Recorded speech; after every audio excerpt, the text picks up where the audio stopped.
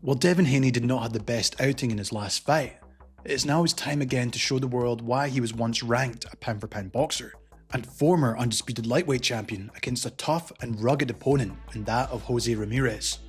However, with the long layoff since his defeat to Ryan Garcia, will things take a turn for the worst against Haney, and will he suffer yet another poor performance?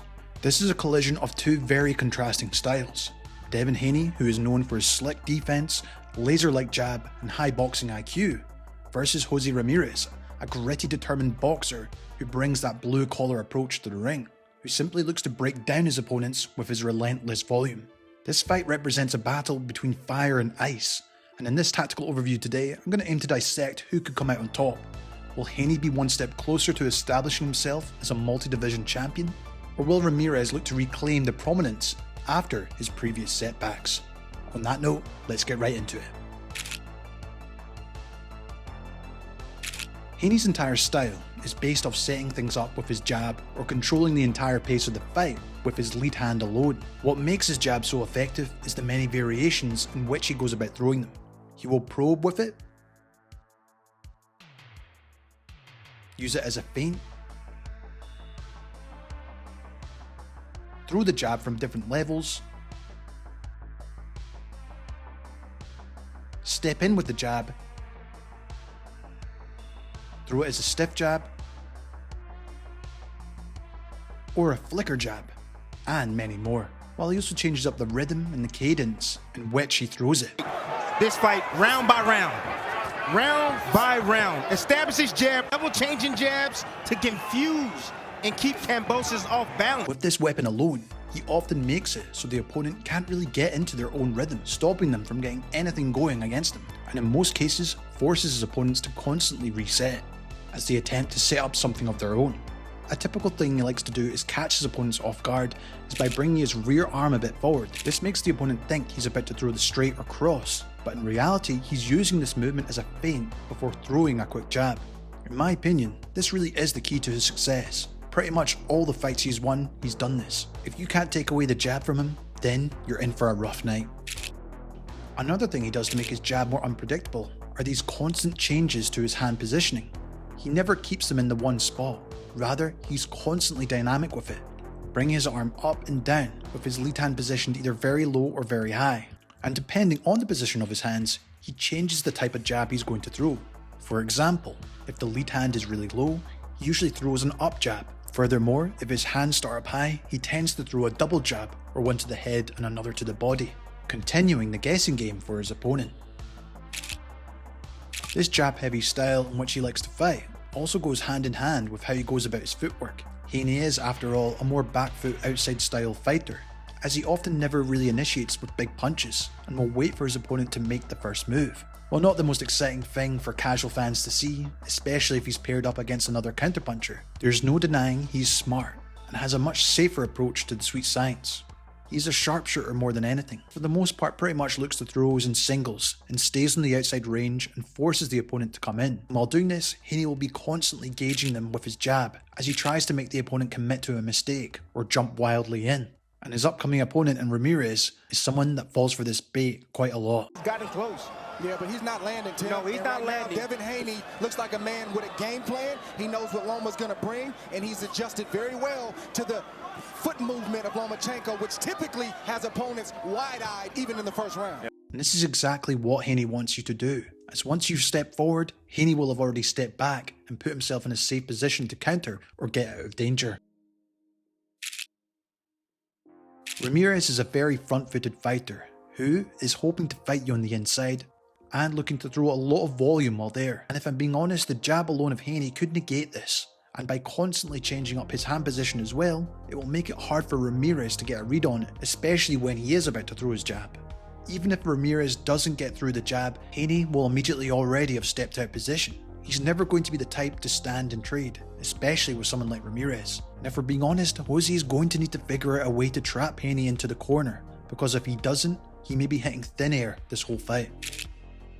However, Haney will not always be simply moving back. He will throw in some counters while competitors step in on him, usually with a check hook counter. While another one he likes to do often is slipping the jab before throwing an uppercut. He comes right back out. and these counters alone can keep his opponents honest. If Devin is also looking to be more aggressive, he'll start throwing in the straight or cross, and if I'm being honest, he's usually pretty hesitant at first when he starts throwing them. And it's not really until he's fully comfortable in the fight that he will actually start throwing this, and he'll only really start to throw this once his opponent starts committing. But in terms of these counters against Ramirez, they could cause a whole lot of problems. Not only does he need to worry about not being able to reach his target, but now he'll also need to worry about the counters as he's coming in. And this is problematic for Ramirez as he has a tendency to come in straight lines, rather than from an angle, and I wouldn't be surprised if he's able to catch him multiple times throughout the fight with these counters. The other thing about Haney is that he's always constantly using head movement. Even when nothing is happening, he's constantly keeping his head off the line and moving it. It makes his opponents hesitant as well to throw.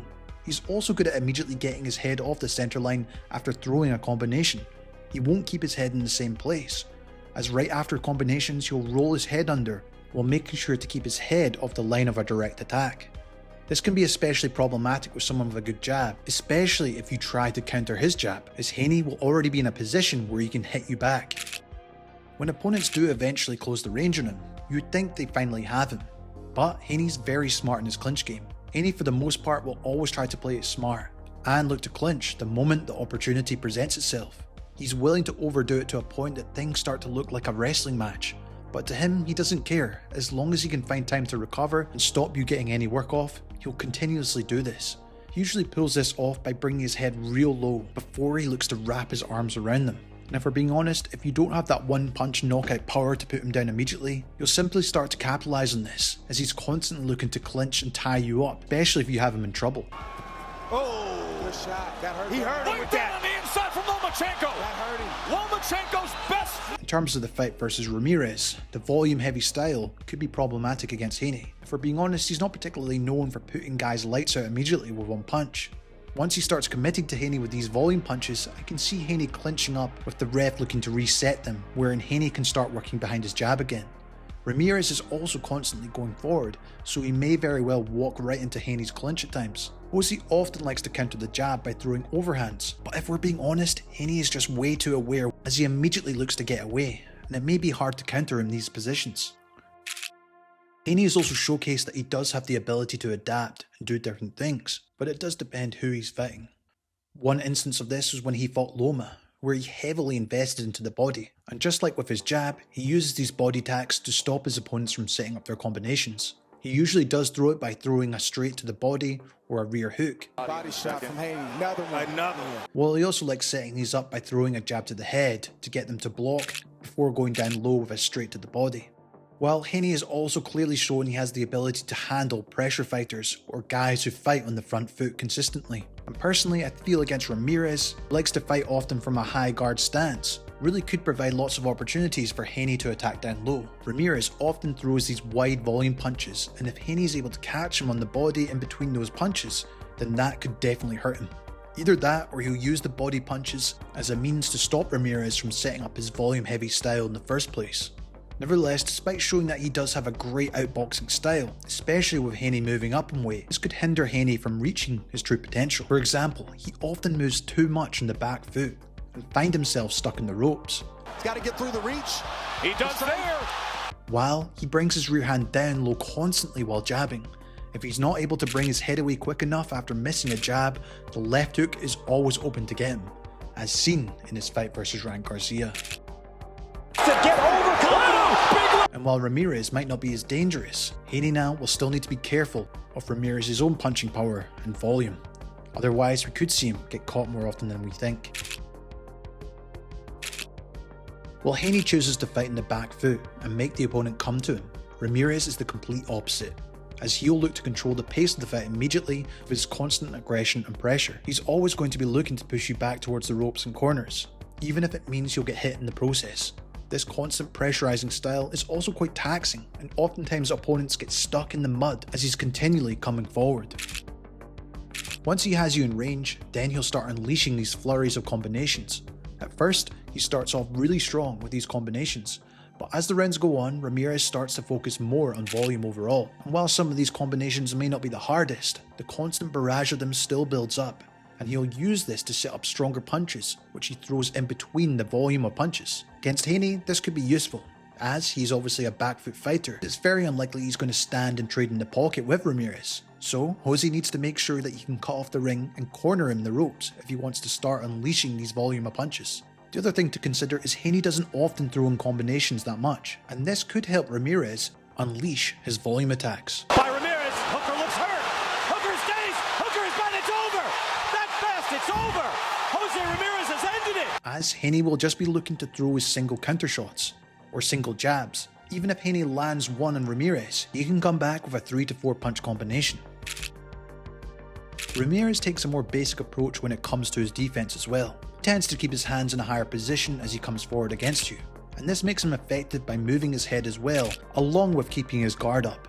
Oftentimes boxers who like to keep their hands low while moving around provides them with a better sense of balance. However, it does leave you open to shots that would have been blocked with your hands. Ramirez knows this too well, as he'll look to bob and weave as he comes towards you, slipping jabs, then looking to fire back, trying to get on the inside position. Haney's most effective weapon is his jab, so neutralizing that is going to be the top priority.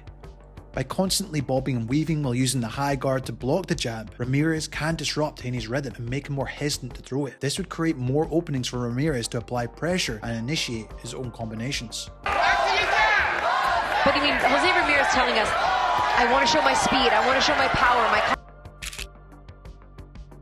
Ramirez has a range of combinations he likes to throw. You can often find him chaining these hook combinations together, riding off the momentum from each hook, throwing to create another one. Reed is hurt. Want to lay on the ropes. Anyone can Reed tell was you that. stunned and he's in trouble. Real trouble. Ramirez puts him down. Either that, or he'll be throwing multiple attacks from the lead hand alone. And don't do it successfully.